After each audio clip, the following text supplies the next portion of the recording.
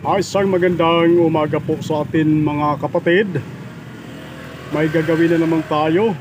Isa itong platinum na video key player. Ang model to ay Reyna. Ang problema daw nito ay walang power. So ito yung unang gagawin natin sa umagang ito. Kasi kagabi ito din na mga bro, magka alas 7 na. Kaya sabi natin bukas na natin gawin dahil medyo alanganin, pauwi na tayo. So plug in natin, alamin natin kung talagang walang power. Pero sinubukan na namin ito kagabi mga bro at wala na talagang power. Pero papakita ko lang sa inyo, saksak natin. Plug in natin, power tayo. Yan, naka power on na tayo. So makikita natin wala talagang display. So morning. So bubuksan na lang natin ito mga bro para malaman natin kung sa power supply ang problema.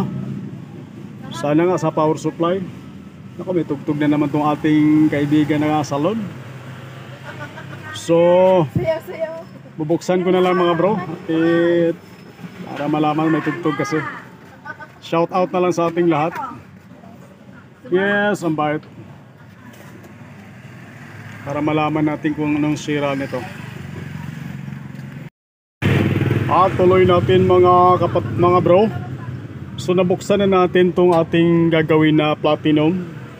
So medyo marami-rami ng alikabok din. Samantalahin natin habang nagsasalita na si Papa Dodot, tatimingan natin. Okay lang yan si Papa Dodot pagsalita, o di lang yung tugtog. Kaya na ako makiusap Kaya tatimingan lang natin. Shout out pala mga bro, maraming salamat po palagi sa inyong laging suporta at panonood sa ating mga upload na video. Ako po yung nagpapasalamat na napakarami sa inyo mga bro, sa walang sawa niyong suporta mga bro. At sa abot ng aking magkakaya, ako yung magsusuporta din mga bro sa inyong, sa atin lahat, para masaya lahat. So tuloy natin kasi tinatiming ko lang yung tugtog habang Kaya so check tayo sa power supply kasi wala naman siyang power. Share ko lang to sa mga baguhang nag-aaral pag electronic technician.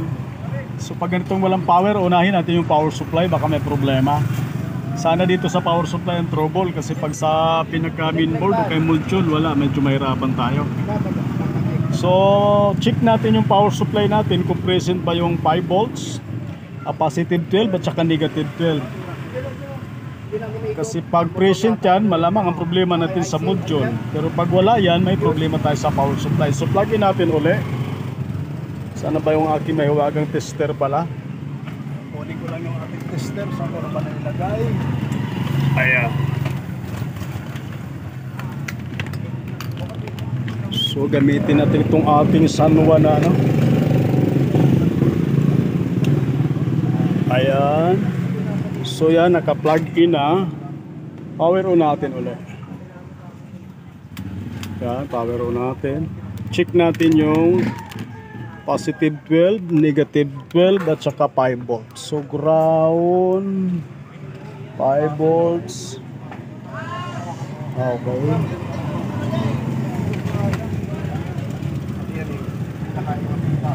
Check natin, pero may palatandaan pa nang ni-repair na rin pala to mga bro.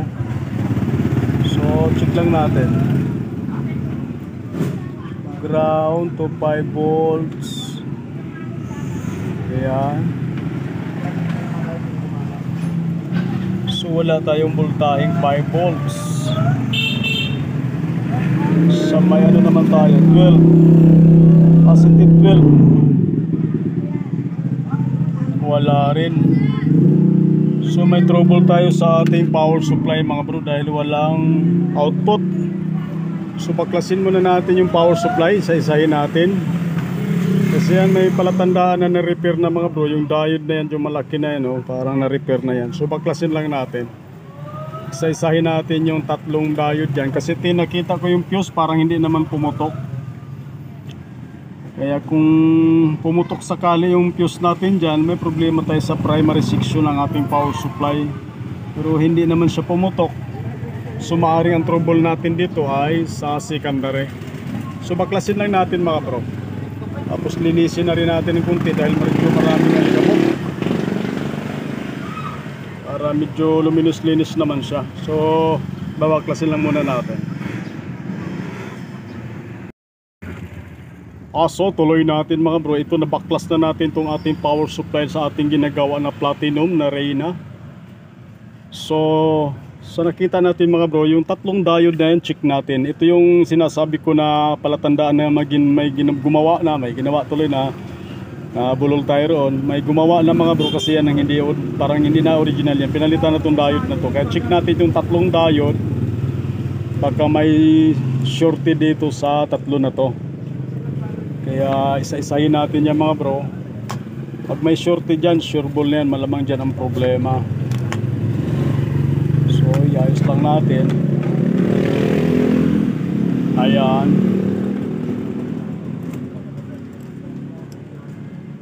So isa-isahin natin yung tatlong diode na to mga bro. Ito yun, isa, dalawa, tatlo. Yan, magkasunod na yan mga bro. Unahin natin ito malaki, yung may palatandaan ginawa na. So makikita natin sa tester mga bro. Dapat yan, hindi siya papalo. So reverse natin polarity nating tester.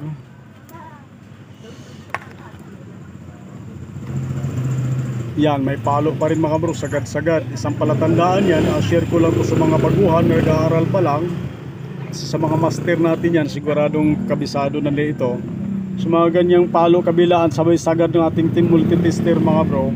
Palatandaan yan na shorted yung ating diode. Try naman natin yung isa, yung dalawang magkatabi na maliit. So yan, pumalo. Reverse natin. Dapat hindi yan papalo. Reverse natin yung pangalawa. Ayan, papalo naman siya. Kunti lang palo mga bro, normal yon. Sabihin buhayan na diode yan. Yung isa naman, yung katabi naman.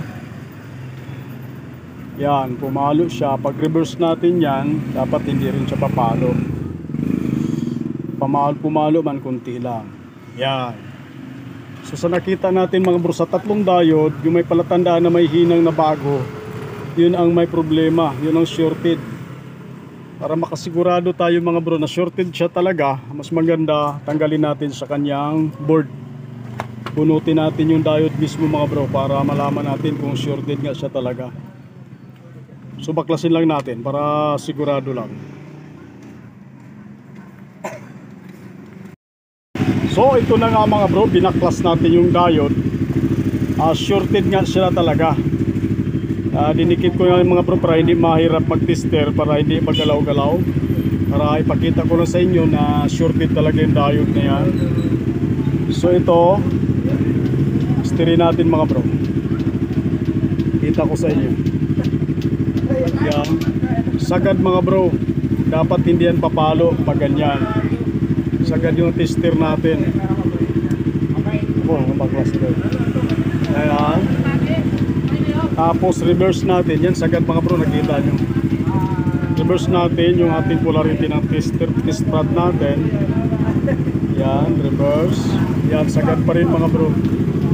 So sa makatuwid, shorted yung diode natin. Maaaring ito lang ang dahilan kaya ayaw mag-power. Kasi kumukontra yan mga bro, kaya hindi lalabas yung ating supply na 5 volts, negative 12 at saka positive 12. Kasi yung mga ganitong power supply ng DVD, tatlo lang yung voltahe dyan na kailangan mga bro. Isang positive 12, isang negative 12 at saka 5 volts mga bro.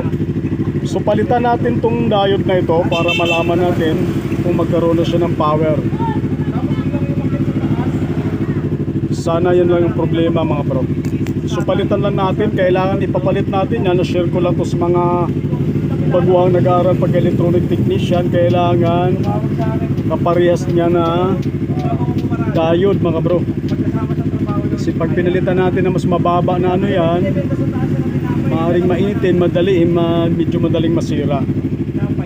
So palitan lang natin mga bro, hanapan natin ang kaparehas niya na diode.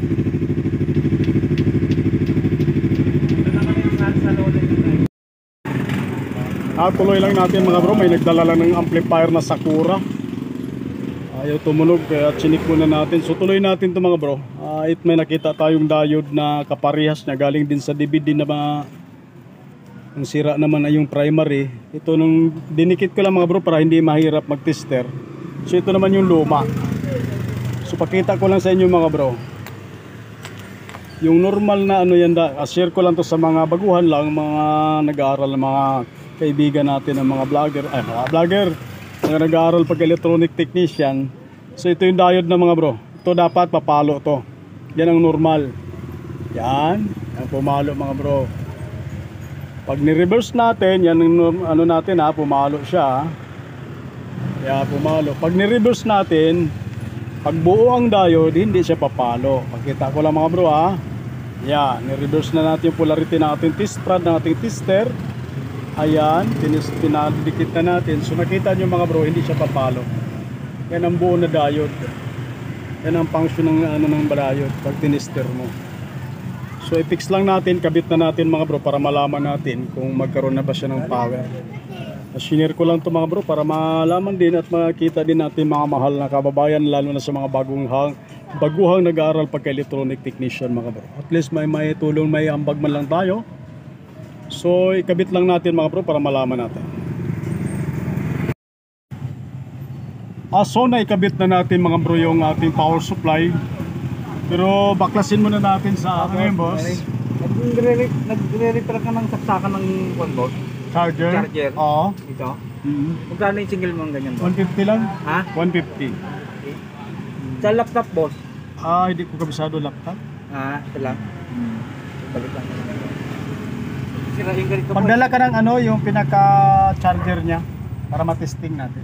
Charger na lang. Kasi kung pinaka-sira kasi yung charger nito. Kasi kung tuklap na yung pinaka-charging pin, pag ano, irerekta na lang natin para mas matibay. Rekta na lang, wala na yung saksakan niya. Oo, kasi yung nakadalasan nasisira. Oo, nasisira yung laging saksakan. Kung irekta natin tapos iipit natin, mas matibay yun. Ayun na lang gawin natin. Magdala ka lang ng charger, yung wire ng charger. Okay. Oo. So tuloy natin mga bro, naikabit na natin diode. Pero tinanggal muna natin yung supply sa ating motherboard for safety reason lang. Voltage check muna natin kung present na yung, kung normal na yung ating 5 volts, negative 12 at saka positive 12. Para pag normal na yung ating voltahe dyan sa secondary, kakabit na natin to sa ating supply sa ating pinaka-board. For safety reason lang mga bro. So plug in natin. Yan, naka-plug in na mga bro. So gamitin natin itong ating mahiwagang tester na Sanwa. So power on natin. Check natin yung 5 volts, negative 12 at saka positive 12. So unahin natin yung 5 volts. So nakita nyo mga bro, tama talaga yung 5.12. Yan yung 5 volts natin. Dito naman tayo sa negative 12. Tingnan natin. Yan, negative yun. Negative 10.26. Tama na rin yan mga bro. Tapos yung positive naman na 12. Yan. Positive 10.33. Titingnan natin mga bro kasi hindi gano'ng accurate yung 12. Pero yung iba ganun okay naman. Ikabit, try na lang natin ikabit. Hindi baling medyo mababa konti, wag lang mas mataas. Kasi minsan may trouble niyan na tumataas yung ano, kaya nasisira yung pinaka-board. So patayin muna natin. Kabit natin supply sa ating motherboard. Ito yun mga bro, para malaman natin kung gagana na ba siya. Ito yung supply niya, kakabit na natin. Kaya hinang lang natin yan for safety lang, kasi pag once na mataas yung supply na lumalabas yan, masisira lalo yung ating motherboard. So yan na, ikabit na natin. Plug in natin mga bro. Titingnan natin kung magkaroon ng display. Kasi yung positive 12 niya, naging positive 10, negative 10. Yung kadalasan gano'n, okay naman yung iba. Kaya plug in na lang natin. Na-power on natin. Ayun, umilaw na mga bro. So normal na yung supply niya na yung ganun-ganun. Tingnan natin kung iikot yung bala. Yun, maliwanag na yung mga number mga bro. Yun, umikot na yung bala niya.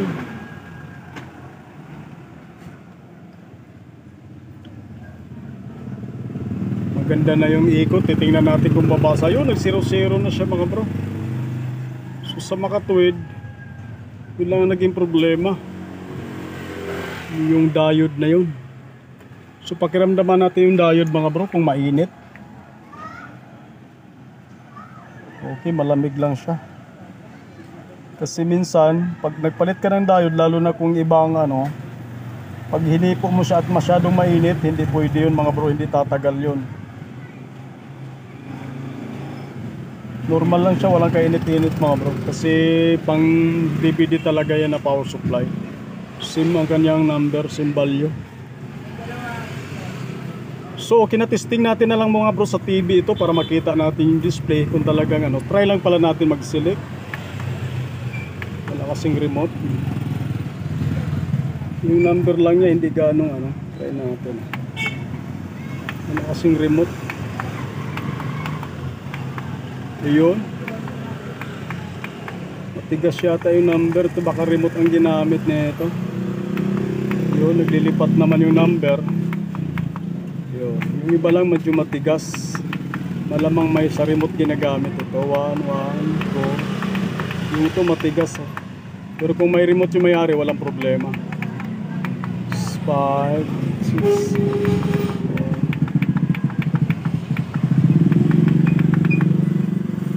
Pero mas maganda try natin ikabit sa ano, TV para makita natin yung display niya. Kasi minsan okay na tingnan mayroon ng mayroon ng display. Pero pag nilikabitan mo ng TV, walang video. Kaya mas maganda ikabit natin sa TV para makita natin yung video niya. Minsan ganoon ang trouble mga bro, pag walang video may problema yung ating module o kaya motherboard.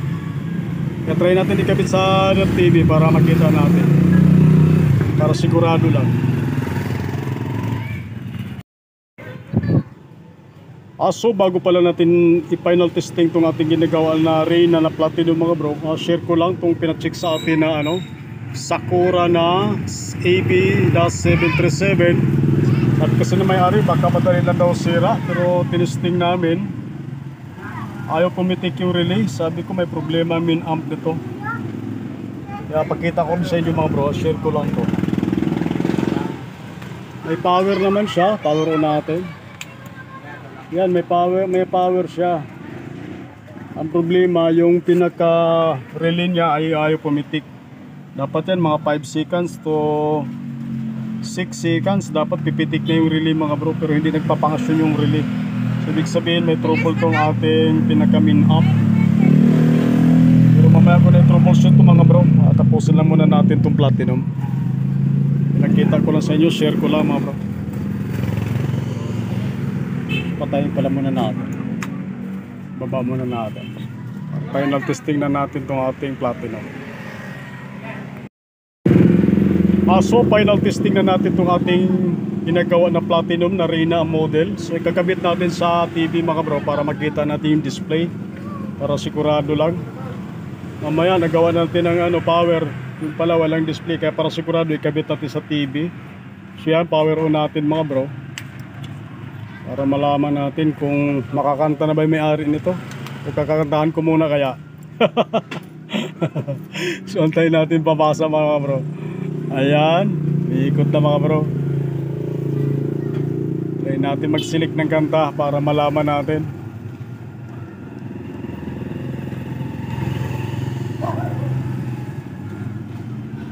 Ayun, bumasa na. Kitang kita na si Platinum mga bro. Gwapong gwapo na siya. Ayun oh. So pwede na tayo mag-select oh. Select song na raw. So try tayo mag-select ng Always Summer 33 ba yun? Try natin. Try lang. Tanggalin natin audio mga bro para hindi tayo makapiright. Baka makapiright tayo eh. Play tayo. Pero tatanggalin ko yung audio mga bro ha, para hindi lang tayo maano. Yan, pindi natin. Kasira pa yata yung play.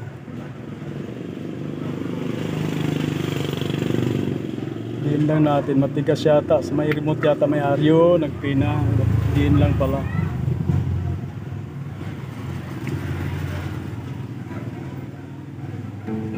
So, tanggalin ko lang yung audio mga bro. Video lang pakinggan natin. Baka mas-CPR tayo. Sayang yung video natin. Panoorin lang natin yung lyrics. At least kita natin ang video yan. Sinigurado lang natin para sureable lang mga bro.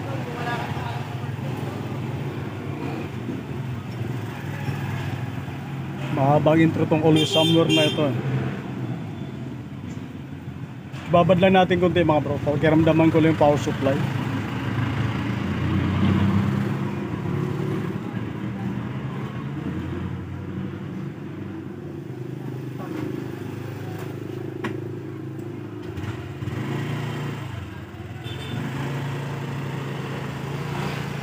Mahaba ang intro tong ano, kaya ganun.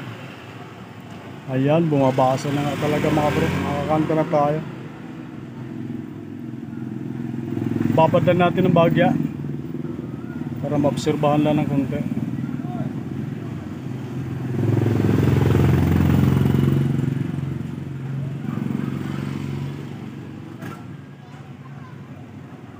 Gwapong gwapo na siya mga bro.